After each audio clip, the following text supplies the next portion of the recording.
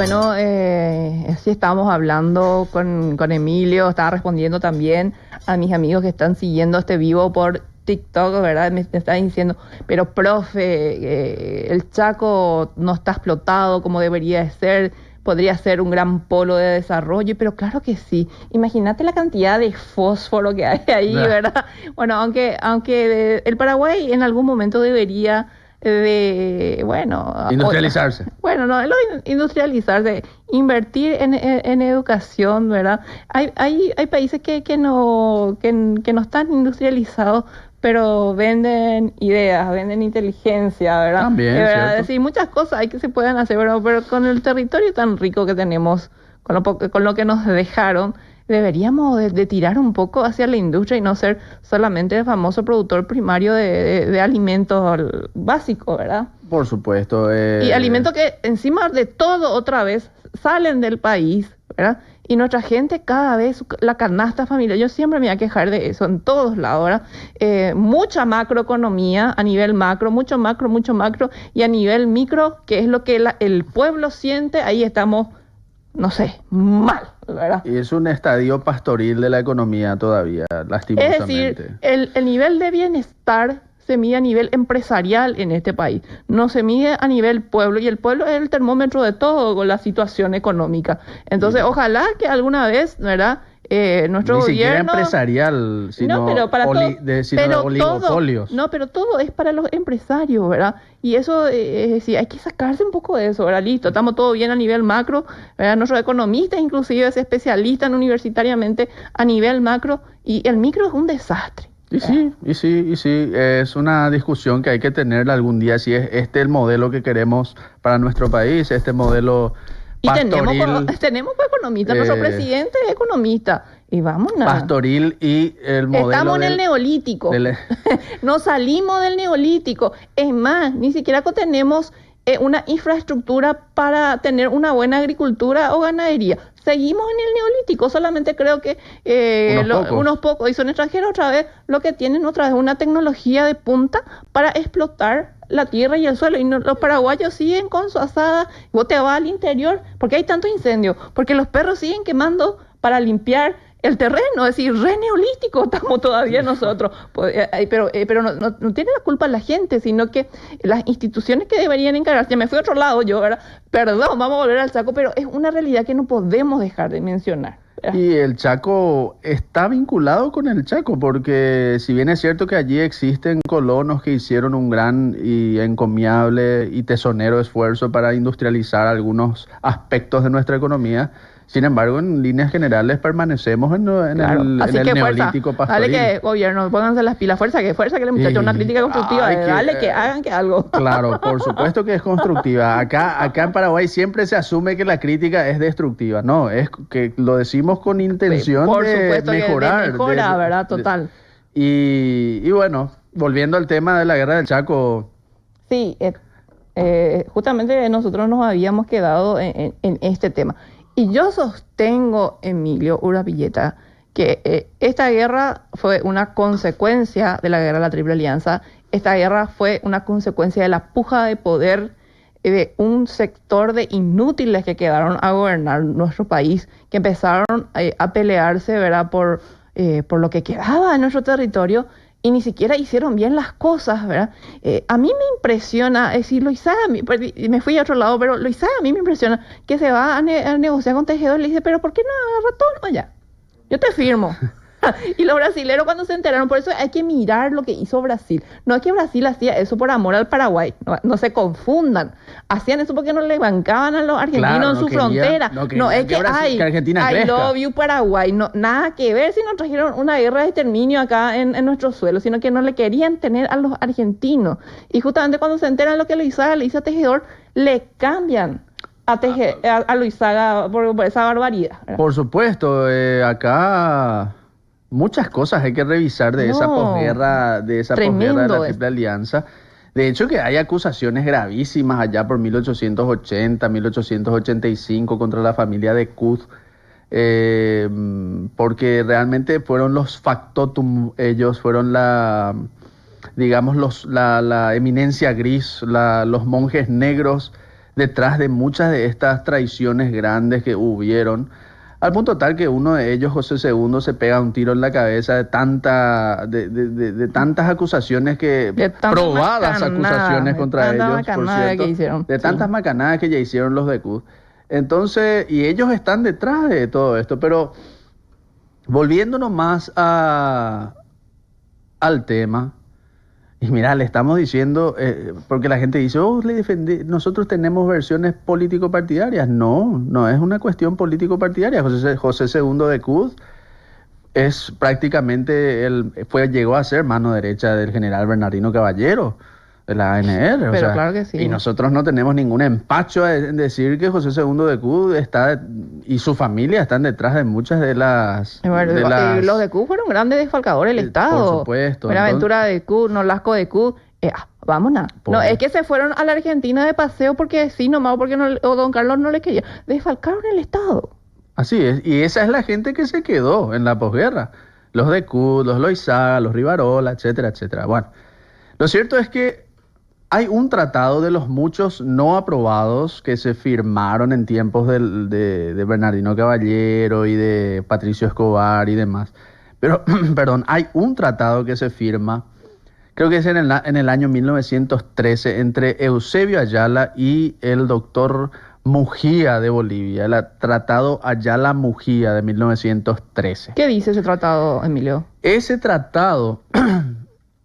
No quiero perderme en los detalles, pero en general ese tratado indica que se tiene que hacer una línea de status quo, como los otros también decían eso, pero que se debía someter a arbitraje la cuestión chaqueña. Ese es el tratado que pone la base de lo que posteriormente va a ocurrir ya después de la guerra. El tratado Ayala-Mujía fue la base de lo que posteriormente va a ocurrir. Y de eso muchos no quieren hablar. ¿Por qué? Porque era el presidente de la victoria. Porque Eusebio Ayala firmó ese acuerdo. Y en ese acuerdo ya está sentado más o menos la base, ya está sentada. Bueno, pero la historia pues es una ciencia, gente, ¿verdad? Y yo siempre digo, y el profesor Emilio comparte conmigo esta idea, no hay que tener miedo a contar ciertas verdades, por más que o sea una metida de pata nuestra como Estado, o de nuestros diplomáticos, o de nuestro ejecutivo, pero nosotros tenemos que conocer y tenemos que reflexionar, ¿verdad? Porque eso nos va a encaminar a la consecuencia, ¿verdad? Y a lo que finalmente se protocolizó, ¿verdad? Y es el único tratado que se firmó y que se aprobó por ambos congresos, el de Ayala y Mujía, en el que se establecen las líneas de status quo, etcétera, etcétera, del tratado de Pinilla Soler, si mal no recuerdo, y dice en una de las partes del acuerdo de Ayala y Mujía que si no se resolvía por los medios habituales, diplomáticos, podríamos se decir, llevaba el asunto al arbitraje. Eso está allí ya escrito. Entonces ya en 1913 Paraguay acordó el arbitraje del territorio chaqueño. Antes de la guerra de Chaco ya se acordó. Que después los gobiernos lo olvidaron, lo encajonaron, como se dice, para luego resucitarlo en 1938 con la firma del Tratado Definitivo de Paz y Límites. Esa ya es otra cuestión. Pero allí es el único tratado que se firma y que se aprueba por los congresos de ambos países, en donde se establece el arbitraje del Chaco. ¿Y dónde es lo que no se quiere hablar de eso? ¿Acá en nuestro ambiente académico? ¿En Bolivia? ¿Dónde? A Bolivia le vino como anillo al dedo eso, ¿verdad? Y a Bolivia le vino como anillo al dedo porque ellos ya sabían que Paraguay tenía la intención de someter a un arbitraje el territorio a partir de una línea de status quo. Bien vivito que también son los bolivianos, ¿verdad? Porque intentaron por las armas y por la fuerza tomar absolutamente todo el Chaco, no les salió. Bueno, vamos a ir a un arbitraje. ¿Qué es lo que ya se firmó? Que es su propio presidente Eusebio Ayala firmó. Qué macanudo estos bolivianos, ¿eh? Con todo respeto, pero qué macanudo. No, la astucia hay que reconocerles su astucia. Es que yo siempre digo eso, ¿verdad? Militarmente nosotros le hicimos 10-0, ¿verdad? Pero diplomáticamente. No sé si 10-0, pero se le ganó. Le hicimos, así, impresionante fue, ¿verdad? Bueno, ciertamente hay ciertas cuestiones, Saavedra y todo eso, vamos a ir analizando después cuando entremos a la parte estratégica de la batalla, pero en la parte diplomática ellos se desempeñaron muy bien. Y sí, porque, como te digo, ya había este antecedente fatal, este fatal antecedente de 1913 que ¿Y qué es lo que pretendió Ayala? Decir, bueno, listo, sí, no, no, vamos a no podemos negociar. solucionar nosotros. Argentina nos va a Le ayudar. tiramos la pelota a otro lado. Argentina, el plan era Pero ¿cómo pico Argentina nos va a Argentina le va a ayudar. ayudar si en el 1868 se firma un tratado entre Bolivia y Argentina donde dice, nosotros vamos a tener una amistad perpetua? ¿Qué Y- neutralidad que va a existir ahí en el tema de Y de comercio, hecho en que el tema Argentina, político? Argentina no le, lo que a Argentina le interesaba era preservar los intereses de sus grandes terratenientes chaqueños, como por ejemplo los Casados, Bueno, y ¿verdad? ahora no pueden decir, y bueno, pero Argentina nos dio armas. Y, bueno, Por debajo nos dio armas. y en la guerra de la Triple Y Alianza, Brasil no se metió. bah, ¿Qué no se va a meter? Brasil se metió porque a Brasil le interesaba muchísimo resolver también la cuestión de límites que estaban difusos todavía en la zona del Pantanal. Poco se habla de eso, pero Brasil también quería resolver esa cuestión de límites en el Mato Emilio, Grosso Norte, Vamos hacia a la zona de contarle, vamos a Jauru. contarle ya sé ya que me vas a rentar. Y les vamos a contar en Bueno, un libro. Eso, ahí está, ya me sacaste la Ya, primicia. ya. Pero qué bárbaro, ¿cómo vas a hacerme eso? Justamente yo ya quería contarse bien el libro. De la guerra del Chaco. ¿Cuándo vamos a presentar? ¿El 12 o el Y 14? 90, el 21 de julio. 90 aniversarios de la paz del Chaco. La Paz es la capital de Bolivia. Y acá nosotros no decimos la victoria del Chaco, sino la paz. Pregúntese usted por qué. Pero si Dios quiere y nos da salud. No, eso ya es ser muy conspiranoico, Emilio. Hija de hinchar. Pero volviendo a la cuestión de los antecedentes de la guerra del Chaco. Sí, por favor. Y todo esto que dijimos son antecedentes también diplomáticos para que la gente entienda realmente cómo venía la mano. No es tan sencillo como se nos quiere contar en las versiones edulcoradas. Mira que te están observando. Cuidado que nos observan. Cuidado que te observan porque, no sé. Y lo cierto es que allí, por ejemplo, esa imagen... El no es demostratum tan- está ahí, ¿eh? Ah, cuidado. Como si fuese matemáticas de tema. Mira, esa imagen, por ejemplo, es mano en tanto. El laudo Ayes, realmente Argentina quería todo el Chaco Boreal. Está escrito en el Tratado de la Alianza. O sea, eso, En el esa artículo imagen 16 está todo. no completito. es tan exacta esa imagen, pero igual sirve para entender.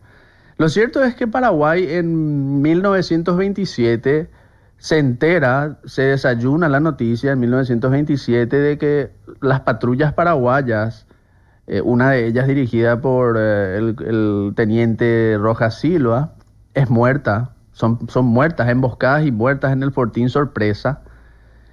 Y eso está, no sé, ahí lastimosamente no hay un mapa, pero eso está cerca de Asunción. Eso ya está muy cerca del río Paraguay, el Fortín Sorpresa. No es que no estamos hablando del Chaco profundo, cerca del Parapití, no. Fortín Sorpresa en el epicentro, más al sur del Chaco, muy cerca ya de Asunción. Si mal no recuerdo, 300 kilómetros de Asunción. Imagínate eso, Emilio. 300 kilómetros Y de los Asunción. bolivianos, disculpen, esto es nuestro. Bueno, hasta acá te matamos. Por supuesto. Y los paraguayos se enteran de que los bolivianos están en el Fortín Sorpresa a 300 kilómetros de Asunción, si no es menos incluso, en línea recta. Y, o puedo equivocarme un poquito, capaz 350, 250. No, ya acá equivocate. Por favor, no te equivoques. Demostratum, cuidado, demostratum que se viene después.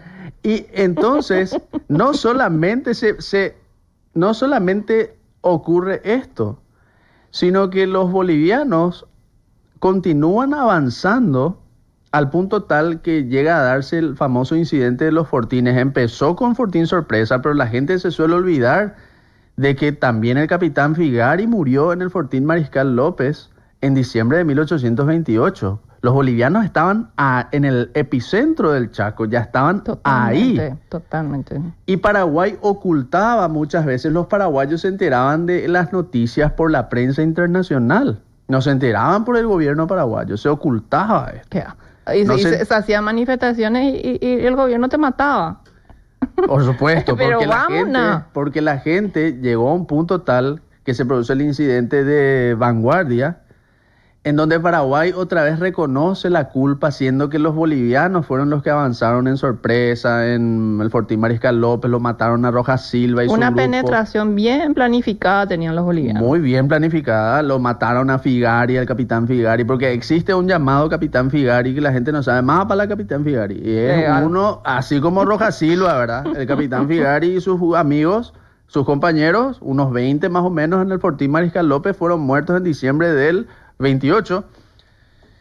Inclusive Bolivia ordena un ataque aéreo, un bombardeo sobre Fuerte Olimpo, que poco se habla. El presidente boliviano Hernando Siles Reyes, el del famoso estadio de Hernando Siles, bueno, ese, ordena un bombardeo sobre Fuerte Olimpo. O sea, esto estaba calentito ya en 1928 y Paraguay reconoce ante la Sociedad de Naciones recientemente fundada, Paraguay acepta la culpabilidad de los hechos. Paraguay hizo el famoso contraataque de vanguardia, el coronel Rafael Franco, entonces mayor, por su propia iniciativa.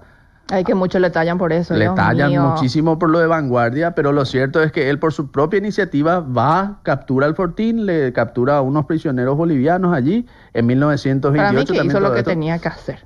Que cualquier, lo que sí está dentro de lo que es la función de un militar, ¿verdad? Por supuesto, hizo por su propia iniciativa, bueno, está bien, actuó por su cabeza, pero ¿qué va a hacer si él está enterado de que lo matan a Rojas Silva, lo matan a Figari, toda una cuestión ahí, bueno. Y entonces Paraguay reconoce que debe indemnizar a Bolivia, siendo que Bolivia cometió mucho más daños en esta serie de incidentes, esta cadena de incidentes desde el 27 hasta el 29 más o menos se dio una cadena de incidentes allí. Y es allí recién, porque muchos te dicen, pero Paraguay se empezó a armar con Eligio Ayala. Y está muy bien, Y ¿verdad? es porque obligación. claro, es lo que un presidente tiene que hacer, ¿verdad? Más vale que fortalecer alguno la defensa nacional hasta hoy en día es una misión es decir, así indispensable que tiene que hacer el Ejecutivo, siempre. Y más vale que alguno de ellos se diera cuenta de la necesidad imperiosa que había de defender el Chaco. Y bueno, que grande Eligio Ayala. Y también tiene sus cuestionamientos porque nos faltan aquellos autores, por ejemplo el coronel Vitone, el coronel Arturo Bray, cuestionan también mucho de lo que se hizo con ese rearme que planteó Eligio Ayala, por ejemplo, por qué se gastó Él lo compró tanto. el mate paraguayo, ¿verdad? ¿Perdón? El fusil mate paraguayo él lo compró. No fue él, estoy seguro, no te quiero mentir, no estoy seguro. Escríbanme, chacólogos, No escríbanme. te quiero mentir en esa, pero sí él compró las cañoneras. Y las cañoneras fueron motivo de cuestionamientos. Sí, pero las cañoneras sirvió como transporte, ¿verdad? Y justamente Arturo Bray, Vitone, el teniente coronel Antonio González. Imagínate que en 36 días, con una movilización, el Paraguay puso en la frontera 16.000 hombres. Pero lo que se cuestiona es que Paraguay estuvo en inferioridad aérea toda la guerra y que por 2 cañoneras se podían comprar armamento más útil. Bueno, pero poner... Es una discusión, y claro, yo y claro, ¿verdad? No digo que... Además, si vamos a mirar también nuestra Fuerza Aérea fue gracias a la destreza de nuestros pilotos, ¿verdad? Porque si vos comparás que es un T-25, los Vickers que tenían los bolivianos, es una tecnología así por arriba, ¿verdad? Pero para que vos veas, ¿verdad? Que no es solamente la tecnología o la calidad, sino la destreza y la capacidad, ¿verdad? Nuestra Fuerza Aérea. Si bien es cierto que la Fuerza Aérea Boliviana... Si bien es cierto que la Fuerza Aérea Boliviana tuvo superioridad aérea durante toda la guerra... A mí me impresionó el puente en Anagua que hicieron los pilotos. Pero hay que desmitificar muchas cosas también en la guerra del Chaco. Los bolivianos tuvieron superioridad aérea durante toda la guerra. Últimamente se anda diciendo que las cañoneras derribaron aviones. Yo no sé si eso es real o mentira. No. Y vamos a averiguar. Vamos a darle beneficio de la duda. Vamos a averiguar, Emilio, ¿verdad? Vamos a darle beneficio de la duda. Lo cierto es que los bolivianos en septiembre del 31 capturan el Fortín Samaclay. El Fortín Samaclay o Mazamaclay para los bolivianos tiene una importancia muy grande porque para ellos es el momento decisivo ya de la guerra. Mazamaclay, cuando ellos ya... Hay un libro y todo de Jesús Calvo que se llama así. Para ellos ya a partir de ese momento estaban convencidos de que iban a ir a la guerra. Y los paraguayos intentaron retomar en septiembre del 31 el Fortín Zamaclay, pero fracasaron en todos sus intentos. El coronel Estigarribia, José Félix Estigarribia, quiso retomar Zamaclay y fracasó en todos sus intentos, al punto tal que los bolivianos se burlaban de los paraguayos y rebautizaron ese fortín como el Fortín Aguarrica. Eso está en la prensa internacional, el Fortín Aguarrica, porque los paraguayos fueron rechazados en Zamaclay y los heridos pedían auxilio, pedían agua, morían de sed, los heridos paraguayos. Este evento de Zamaclay es el que motiva a los estudiantes del famoso 23 de octubre del 31, cuando se enteran unas semanas antes que en Zamaclay los paraguayos fueron vapuleados. Eso es lo que motivó el famoso evento del 23 de octubre de 1931, la debacle del Fortín Zamaclay. Y allí es donde el gobierno paraguayo ya no puede más atajar la explosión de júbilo. O sea, está la versión de que fueron manipulados los estudiantes. Los opositores famosos. Pero yo no sé qué tan manipulados pueden estar cuando se enteran de que los bolivianos están allí en Zamaclay y que le masacraron a los paraguayos y que los paraguayos intentaron retomar el fortín y fueron masacrados otra vez y murieron de sed encima, y los bolivianos se burlaron otra vez y le pusieron de nombre Fortín Aguarrica. O sea, así mismo. Yo no sé hasta qué punto eso es manipulación. Qué interesante, Emilio, lo que nos estás contando. Eso es clave y no se cuenta en nuestra historiografía. Y vamos el tema de Zamaclay, porque Zamaclay es allí central, es un momento central. Los bolivianos, ya vuelvo a decir, uno de sus libros más importantes sobre la guerra del Chaco es el de Querejazú Calvo, llamado Mazamaclay. ¿Por qué le llaman así? Porque para ellos ese fue el momento ya decisivo en el que la guerra ellos ya sabían ahí que esto se resolvía por las armas nomás, en ese evento de Zamaclay. Y acá no se cuenta lo de Zamaclay, prácticamente se tiene ignorado el asunto. Entonces, creo que hicimos un pincelazo así bastante a brocha gorda de lo que fue la previa a la guerra del Chaco. Bueno, Emilio, mira, son las 18:56, tenemos así 4 minutitos, ¿verdad? Porque se viene el siguiente programa aquí en Ñandutí, ¿verdad? Es un tema muy, muy importante lo que nos estás contando, Emilio, así que una conclusión parcial, porque todo esto vamos a estar nosotros escribiendo en nuestro próximo libro. Entonces, sobre la importancia de conocer estos antecedentes. Bueno, desde ya, nosotros no somos robots, ni somos el ChatGPT, ni inteligencia artificial, así es que si alguna imprecisión se cometió en este o en otros programas, siempre, ¿verdad? Sin duda, desde ya pedimos las correspondientes disculpas. No. Nosotros somos, yo al menos soy humilde. No. Pero, no. pero son mínimas imprecisiones que si es que se existen, desde ya queremos aclarar que puede pasar normalmente. Esto es en vivo, nosotros no estamos leyendo ningún nada. Noelia está leyendo mensajes, lo que lee ella ahí en su WhatsApp. Y bueno, la previa de la guerra del Chaco está marcada ya en tiempos de Francia y los López, principalmente de los López, en la guerra de la Triple Alianza. Y lastimosamente las guerras son una seguidilla de errores. Todas las guerras en el mundo ocurren por una seguidilla de errores. Claro. Y hay un bando que comete más errores y el otro bando se aprovecha. Eso se ve visiblemente, se percibe claramente en la guerra del Chaco. En la guerra del Chaco es donde se percibe claramente en la previa, en los antecedentes, que hay un bando que se sabe aprovechar de los errores del otro bando. Los bolivianos se supieron aprovechar de los errores diplomáticos, políticos, militares de Paraguay en la previa. No me refiero a la guerra en sí, sino a la previa. Y fueron avanzando al punto tal que hoy en día el río Parapití es Parapetí.